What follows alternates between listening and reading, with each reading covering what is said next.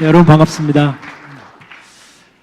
오늘 앞에서 지금 우리 김 부원장님하고 리 교수님께서 굉장히 중국 경제 전반에 대한 얘기를 또 많이 해주셔갖고 겹치는 부분들은 좀 생략하고요.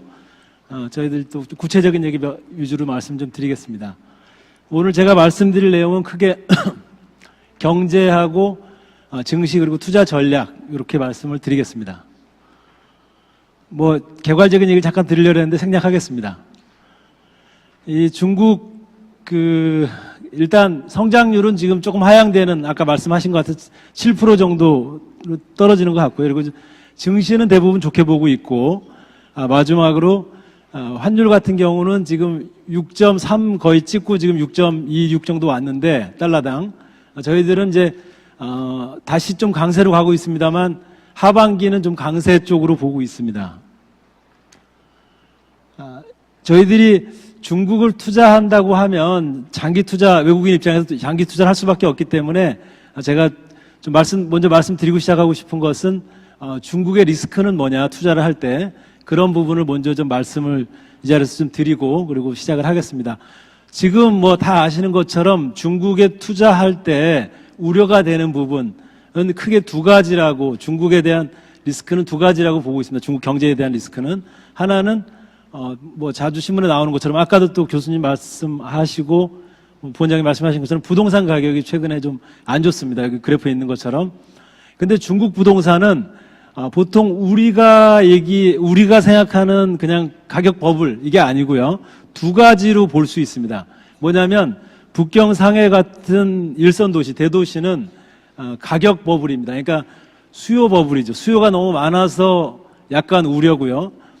3, 4선 도시라고 얘기하는데 이 지방 도시들은 수요가 아니고 공급, 너무 많이 지어놓고 빈집이 많아서 버블이 되는, 그러니까 우리하고는 좀 다르다, 일단 그렇게 생각하시는 게 좋을 것 같아요. 그래서 어떻게 봐야 되는지 좀 말씀드려볼게요.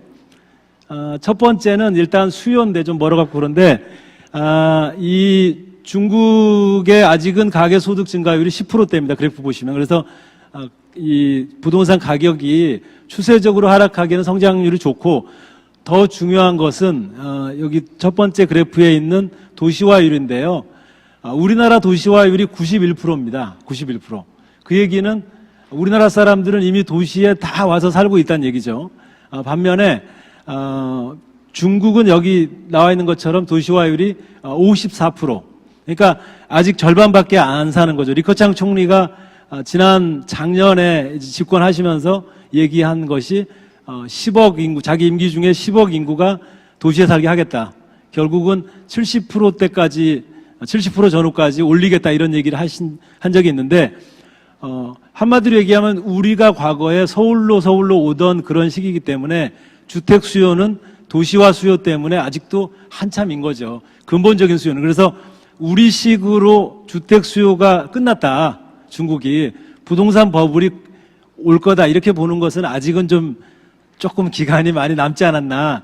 다만 지역적으로 좀 이 사이클 상으로 과잉인 부분이 있고 또 침체된 부분이 있고, 중국 정부는 두 가지를 다 조절하고 있다. 그래서 우리 선진국들 기준으로 부동산 위기를 걱정하는 것은 조금 이르다라고 보고 있고요.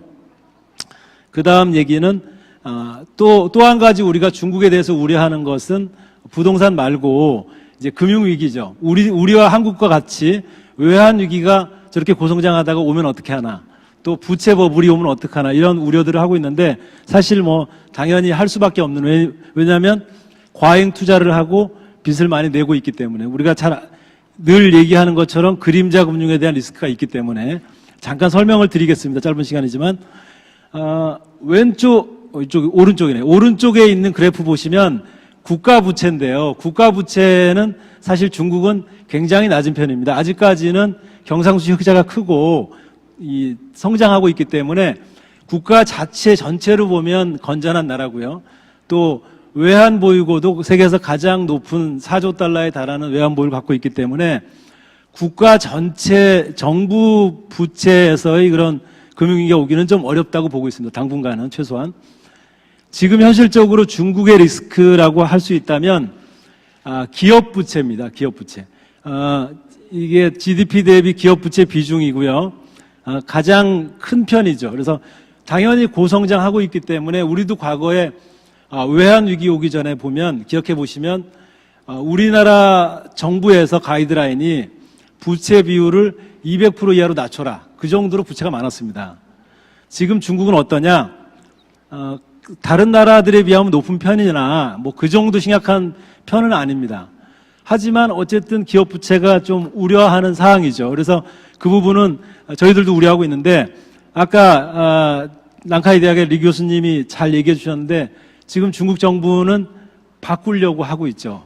이 은행 차입 위주의 그런 기업 자금 조달을 자본시장에서 조달해서 그러니까 기업 부채를 줄이는 건 두 가지죠. 하나는 이익을 내서 빚을 갚든지 아니면 빚 말고 자기 자본을 조달해서 빚을 갚든지 그러니까 부채 비율을 떨어뜨리든지 둘 중에 하나인데 지금 경기가 안 좋기 때문에 이익을 많이 내서 부채 비율을 떨어뜨리기는 어렵고 두 번째 방식이죠. 자기 자본을 너무 자본시장이 발전 안 했으니 앞으로 발전시켜서 부채 비율을 떨어뜨리자 뭐 이런 전략으로 몇 년 굉장히 좀 변화하고 있는 것 아닌가 이렇게 보고 있습니다. 너무 리스크 얘기부터 잠깐 했는데 이제 경제 얘기 결론적으로 말씀드리면 상저하고로 보고 있고요. 저희들은 지금 7.1로 원고를 보내놨었는데 사실은 이 전인대 하면서 저희 하우스도 지금 7.1 정도로 소폭 낮출 생각인데 뭐 큰 의미는 없다고 보고 있습니다. 전인대 하면서 요번에 이제 크게 뭐 예상보다 달라진 것은 적자 예산을 사상 최대로 편성할 거다. 또 신실크로드 정책에서 이제 여러 가지 이제 재정 지출할 거다. 아마 제가 존경하는 전병수 교수님이 이따가 다음 섹션의 첫 번째로 이제 이끌어 가실 것 같은데 그때 조금 더 이런 부분 자세히 말씀해 주실 것 같습니다. 어쨌든 통화 완화 정책을 좀 더 강화하지 않을까 이렇게 보고 있습니다. 뭐 2분기가 저점일 것 같고요. 경제에 대한 얘기는 뭐 그 정도로 뭐 대부분 많이들 얘기하셨기 때문에 넘어가겠습니다. 그리고 자료 참고하시면 되겠고요. 지금 사실 이제 제가 오늘 얘기하기로 한 것이 이제 중국 증시하고 투자 전략인데 중국 증시 설명해야 되는데 약간 이제 좀 복잡한 그림을 좀 갖고 왔습니다. 아까 역시 리 교수님이 말씀 설명 미리 해주셨는데 지금 중국이 아까 말씀드린 것처럼 기업들이 자금 조달 방법을 바꿔나가겠다는 거죠. 이렇게 자본시장으로. 지금 중국의 4대 정책 미션, 과제가 이 새 정부가 4가지인데요. 하나는, 죄송합니다. 예, 경제 성장률을, 이 그래프를 보시면 왼쪽부터 안정되게 가져가겠다는 거. 근데 지금 글로벌 경기가 안 좋아서 경기 부양을 좀 하려는 거고요. 두 번째는, 물가를 안정시키겠다는 건데 지금 아시는 것처럼 유가도 반토막 나고 디플레 상황입니다. 세 번째는 리스크 관리하겠다는 건데 리스크 관리하기 위해서 아까 말씀드린 대로 자본시장을 육성해야 되고 경제 성장률을 좀 부양하고 부양하기 위해서 돈을 푸는데 물가는 걱정이 없는 거죠. 그래서 편하게 통화 완화 정책을 쓰고 있는 겁니다. 재정 정책을 쓰고 있는 거고 그것은 주식시장에 굉장히 호재가 되는 거고요. 그리고 마지막으로 구조조정해야 되는데 아까도 그런 말씀 바로 직전에 하셨는데 인터넷 산업이 발전하고 있다고 그것은 자본 투자가 가능하기 때문에 가능해지고 있다 이런 얘기 하셨는데 구조조정을 가장 잘하려면 시장에 맡기면 됩니다. 사실은. 그렇기 때문에 자본시장 육성의 그런 과정에 있다라고 볼 수 있겠고요. 맨 위에 글로 정리되어 있는 것처럼 정부가 직접 금융 그러니까 자본시장을 육성하고 있고 금리 하락을 통해서 여러 가지 자산을 재분배하고 있고 다시 자본시장 개방을 하고 있습니다. 뭐 그런 것들이 지금 이 핫한 중국 주식시장 3,700까지 왔다가 좀 잠깐 쉬는 것 같은데 어쨌든 이 정책 장세를 이끌어가고 있는 원인이 아닐까 이렇게 잠깐 설명드렸습니다. 이것은 이제 왼쪽 그래프는 중국 가계의 자산 구성입니다. 자산 구성. 그래서 미국하고 비교했는데요. 여기 있는 것처럼 부동산이 중국은 60% 정도 그리고 주식형 자산은 가계의 비중이 4% 정도입니다. 미국과 비교하면 굉장히 큰 차이를 내고 있고요. 그래서 결과적으로 얘기하면 지금 자본시장이 발전하지 못하다 보니까 중국 가게들이 그림자 금융에 투자를 많이 하고 있죠.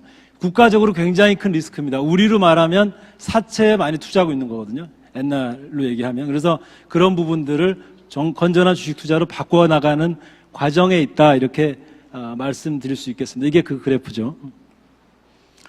결론적으로 우리 시장 결론 잠깐 죄송합니다. 중국 시장 잠깐 결론적으로 말씀드리면, 지금 저희들은 뭐 한 4,000포인트 정도까지, 중국 기업이익이 올해 증가가 16.7%, 17% 정도 증가가 예상이 됩니다. 17%라 그러면, 지금 연초에 중국 지수가 3,000포인트였기 때문에 3,000 기준으로 17포인트 얘기하면 한 500포인트 정도 되겠죠. 그래서 평균으로는 연간으로 3,500 정도 보고 있고요.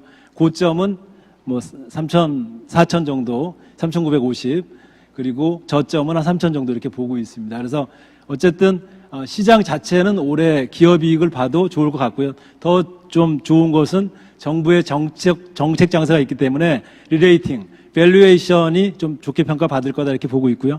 조금 더 구체적으로 하나 말씀드려보고 싶은 것은 이 그래프를, 제가 이게 조금 멀어서 그런데, 이 그래프를 보시면, 이 소비재 쪽을 보시면 대부분 이익 증가율이 30%대입니다. 헬스케어도 역시 소비재고, 헬스케어, IT, 뭐 이런 여러 소비재들은 30%대이기 때문에 저는 이제 조금 중국에 투자한다고 한다면 조금 더 소비재 쪽을 장기적으로 투자하는 것이 좋지 않을까, 이렇게 말씀을 드려보고 싶습니다. 뭐 아까 시장에 대한 얘기도 미리 말씀들이 있으셨, 제도에 대한 것들은 말씀하신 것 같아서 생략하겠습니다. 마지막으로 이제 오늘 뭐 결론이기도 하고 본론이기도 하고, 중국에 투자하는 것이 우리 금융산업 전체, 여기 뭐 금융기관 분들도 많이 오신 것 같고 또 많은 분들 계시지만, 또 우리 국민 전체의 재테크가 1%대로 떨어진 금리를 생각해 보면 이제는 해외 투자를 좀 해야 되는데, 중국 같은 경우는 비교적 다른 이머징에 비하면 굉장히 환율이 안정돼 있어서 또 성장률이 좋아서 분명히 좋은 투자 시장 중에 하나다. 이것은 저는 뭐 맞다고 봅니다. 그런데 이제 어떻게 해외 투자를 우리가 본격적으로 해본 적이 별로 없기 때문에 다른 선진국에 비하면 어떻게 하는 게 좋을까? 제가 뭐 감히 좀 말씀드려보면, 항상 그런 원리가 맞다고 보는데, 부자 되려면 부자 아빠 따라 해야 되고, 우리가 해외 투자 잘하려고 그러면 외국인들이 우리나라에 와서 어떻게 투자했는가, 외국인들은 해외 기관 투자가들은 어떻게 투자를 하는가, 그것을 보는 것이 좀 중요하다고 봅니다. 그래서 잠깐 우리 시장 개방할 때 외국인 투자가들이 어떻게 투자했는지 잠깐 설명드리겠습니다. 뭐 다들 이게 과거 경험이 있으시지만 잠깐 말씀드려보면, 저희가 92년 1월에 우리나라 증시 개방을 했어요. 그리고 지금 중국 후광통, 성강통처럼 일정 부분씩 한도를 두고 개방을 해 나갔습니다. 개방을 해 나갔는데, 그것이 96년까지 이제 단계적 개방했는데, 주로 많이 산 종목은 우리가 보통 블루칩이라고 얘기하는 내수 우량주들, 여기 나와 있는 뭐 삼성전자, 롯데제과, 롯데칠성, 삼성화재, 뭐 이런 종류의 주식들이죠. 그런 주식들을 한도껏 계속 늘려주는 만큼 사들어갔고요. 뭐 그때 또 우리 시장은 저평가됐다가 좀 확 올라가면서 수익들도 많이 나고 그랬는데, 삼성화재나 삼성전자를 예를 들면 그때 몇 배 올랐으나 4, 5년 동안, 그것보다 더 중요한 것은 20년이 지난 지금 몇십 배 올랐다는 거죠. 몇 배, 그때 3, 4년 동안 몇 배가 아니고 지금 20년 동안 거의 80배, 70배 뭐 이렇게 올랐다는 거죠. 그래서 외국인들이 지금까지 장기 투자를 우리 시장에서 하고 있는 것은 뭐 나름대로 굉장히 큰 수익을 거두고 있더라. 우리도 고성장이 지속되는 그런 시장에서 우량주에 장기 투자하는 것은 충분히 배울 만하다. 그런 말씀을 좀 드리고 싶고요. 이건 뭐 대만이 개방됐을 때랑 같이 이렇게 나온 얘기입니다. 저희들 생각은, 저희 회사나 저희 리서치센터 생각은, 그래서 중국의 상대적으로 성장률이 좋고, 지금 뭐 잘 아시는 것처럼 수출에서 내수로 중국이 경제가 바뀌고 있는 상황이기 때문에 앞으로 10년 동안 좀 장기 투자를 한다 그러면 내수 소비재 우량주, 1등주, 블루칩에 장기 투자하는 것도 하나의 대안 중에 하나가 아닐까 이런 말씀이고요. 여기 이제 표에 나와 있습니다만 삼성화재는 지난 20년 동안 코스피가 1000에서 2000포인트 가는 2배 오르는 동안 84배 올랐습니다. 그래서 상당히 큰 고수익이 났고, 뭐 여기 그 이하 종목들도 다 몇십 배씩 이렇게 났는데, 중국은 리스크가 많습니다. 리스크가. 뭐 감히 이렇게 말씀드리고 싶은데 회계도 못 믿고 여러 가지 변동성이 크죠. 하지만 그러기 때문에 고성장을 하고 있는 겁니다. 그래서 우량주에 저는 철저히 투자해야 된다 이렇게 보고 있고요. 리스크 때문에. 과거 외국인도 똑같지 않았을까? 우리나라에 왔을 때, 이 92년에 한국이란 나라에 대해서 아직은 고성장하고 있지만 그래 여러 가지 회계라든지 투명성 이런 것들이 좀 우려됐을 거고, 그런 속에서 가장 초우량주들만 장기 투자한 것이 아니었을까 이렇게 생각하고 있습니다. 뭐 저희 예시를 들었는데 뭐 이건 뭐 또 투자 전략으로 그냥 잠깐 예를 들면 워렌 버핏이 그렇게 투자했었다는 얘기죠. 워렌 버핏이 미국이 소비 시장이 커질 때 코카콜라를 40년 투자하고 뭐 월트 디즈니 뭐 이런 이 나이키 뭐 이런 월마트 이런 회사들의 장기 투자한 건 이미 그래서 세계 최고 부자가 됐던 비결 중에 가장 큰 이유가 그거라는 것은 대부분 알고 계실 텐데, 중국 세계 최대 내수 시장이 이제 커지고 있기 때문에 그런 측면에서는 좀 장기 투자를 생각해 볼 필요가 있다 이런 말씀입니다. 마지막으로 소비재 1등 종목들 잠깐 소개만 해드리고 내용 마치도록 하겠습니다. 뭐 자세한 설명은 혹시 관심 있으시면 이제 자료 참고하시고요. 전체 저희들이 지금 상하이하고 심천에 있는 저희들이 볼 때 내수 소비재 1등주라고 하는 것들을 한번 정리해 봤는데요. 올해 작년에 EPS 증가율이 24%였습니다. 24%. 그래서 그 얘기는 24%. 그 얘기는 순이익이 24% 는다는 것은 시장이 안 올라도 24% 주가는 오르는 게 정상인 거죠. 지금 이 주식들이 시장보다 좀 못 올라요. 왜냐하면 그동안 지금 시장이 오르는 것은 저평가됐던 것들이 해소되고 있기 때문에, 그러니까 부동산 시장이 좋아질 거다. 경기를 부양해서 또 국내 인프라 투자 1대1로 뭐 실크로드, 해상 실크로드 투자할 거다. 재고 소진될 거다. 그래서 철강주 오르고 화학주 오르고 시멘트주 오르고 은행주들도 살아나고 이래서 그쪽이 오르는 바람에 내수 우량주들은 덜 오르고 있습니다. 하지만 장이 이제 어느 정도 사실은 좀 많이 왔죠. 중국 기준으로 보면. 그래서 3,700이면 많이 왔기 때문에 좀 장기로 본다 그러면 이익 증가율이 좋은 업체들에 보는 것이 좋지 않을까 이렇게 생각하고 있고요. 국제 여행사는 뭐 여러분들 후강통을 통해서 가장 많이 거래된 주식 중에 하나라고 보통 얘기하고 있는데, 우리로 말하면 하나투어, 또 호텔 신라 같은 여행 1등, 면세점 1등 그런 업체입니다. 그리고 두 번째는 화이브라더스는 이 엔터테인먼트하고 영화 이쪽에서 1등 업체인데 심천에 상장돼 있죠. 성강통 하면은 좀 많이 오를 거라는 기대감을 갖고 최근에 외국인 투자가들이 여기를 많이 사고 있는 것 같은데, 어쨌든 재미있는 것은 그 마화통, 텐센트, 그리고 마윈, 이 텐센트와 알리바바에서 개인 지분들을 투자할 정도로 이렇게 좋은 그런 1등 우량 회사입니다. 마오타이는 뭐 중국 백주 1위니까 대부분 아실 것 같고, 그 다음에 이제 우리로 말하면 삼성생명 같은 보험 1등인데요. 중국은 사실은 1등 기업에 장기 투자하는 것이 저는 조금 더 다른 나라보다 쉽다고 보는 것이, 여기 보시면 점유율인데요. 점유율이 중국 인수생명 같은 경우가 점유율이 35% 정도 될 겁니다. 그 정도 되고요. 35%.